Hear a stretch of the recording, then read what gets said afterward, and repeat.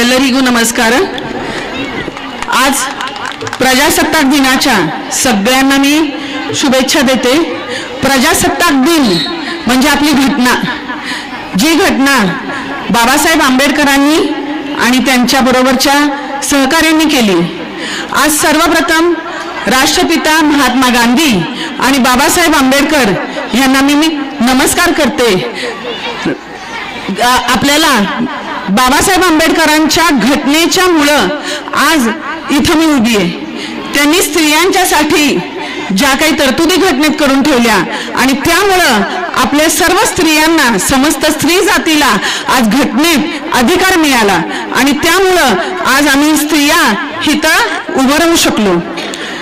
प्रजासत्ताक दिनाचं महत्त्व आणखीन एक सांगावंसं वाटतं की आपल्या राज्यात कुठल्या पद्धतीचे नियम, कुठल्या पद्धतीचे कायदे असावेत याचा हा दिवस आहे आणि आपल्या भारताला स्वातंत्र्य, समानता, बंधुता, न्याय या मूल्यांची शिकवण देणारा हा दिवस आहे। आपल्या संविधानाच्या माध्यमातून आपल्याला आपले हक्क मिळालेत। संविधान फक्त हातात घेऊन सांगू शकत नाही, तर संविधान पाळण्यासाठीचा हा दिवस आणि तिथून ही भारताला मिळालेली नवीन दिशा आहे। त्याच्याबरोबर आज एक आणखीन सांगावंसं वाटतं की प्रजासत्ताक दिनात आपण एक काहीतरी मनात योजूया की आपण महात्मा गांधींना चा विचार करतो, बाबासाहेब आंबेडकरांचा विचार करतो, तर महात्मा गांधींचा काय विचार होता तर स्वच्छता, अहिंसा। तर आपण आपल्यापासून सुरुवात करूया, आपल्या शाळेपासून सुरुवात करूया। काल पण आम्ही इथं मराठी मीडियमच्या मुलांना नगरपालिकेतर्फे गणवेश द्यायला आलो होतो, त्यावेळेला सुद्धा मी त्यांना संबोधन करताना सांगितलेलं होतं की आपण स्वच्छतेवर जास्त महत्त्व देऊया। आपली स्कूल आधी आपण स्वच्छ ठेवायची, त्याच्यानंतर आपण आपलं गाव, त्याच्यानंतर राष्ट्र। हे आपल्याला महात्मा गांधीजींच्या कडून मिळालेला वारसा आणि जो आंबेडकरांच्या कडून आपल्याला मिळालेला वारसा आहे तो आपण पुढे नेण्याचं काम आज या मुलांचं आहे।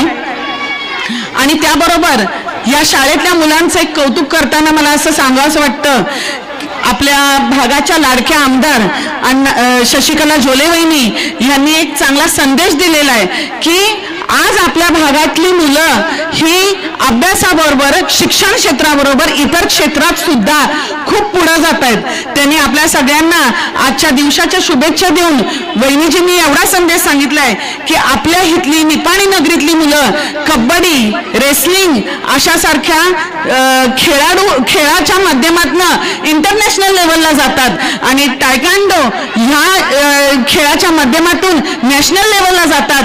तर ह्या सगळ्या मुलांच्यासाठी आमच्याकडून एकदा टाळ्या होऊन जाऊ देत। सगळ्या गुरुजनांचं त्यांना साथ आहेच आहे, पण ह्या मुलांनी शिक्षणाबरोबर दुसऱ्या क्षेत्रात सुद्धा आपण नाव करू शकतो, आपलं करिअर करू शकतो। हे खरोखर त्यांचं कौतुकास्पद आहे। आणि आपण आपल्या भारतात फक्त टक्केवारीमध्ये अडकतो, तर टक्केवारीमध्ये न अडकता फक्त मला एवढंच सांगावंसं वाटतंय की बाकीच्या सुद्धा क्षेत्रात आपण आपलं काहीतरी गुणगौरव करून मानानं पुढे जाऊ शकतो आणि देशाचं नाव उज्ज्वल करू शकतो।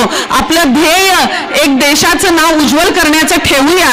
आणि जाताना सगळ्यांना सांगतो की कधीतरी केव्हा तरी आपण हरलो म्हणजे हरलो नाही, तर लहरों से डरकर नौका पार नहीं होती, लहरों से डरकर नौका पार नहीं होती, कोशिश करने वालों की कभी हार नहीं होती। या तत्वावर सतत कायम कोशिश करत राहूया, एवढं सांगून मी थांबते। चालू घडामोडीच्या अपडेट जाणून घेण्यासाठी आपल्या जनशक्ती न्यूज 18 चॅनलला सबस्क्राइब जरूर करा, लाईक करा, कमेंट करा, शेअर करा, बेल आयकॉन प्रेस करा आणि नोटिफिकेशन मिळवा।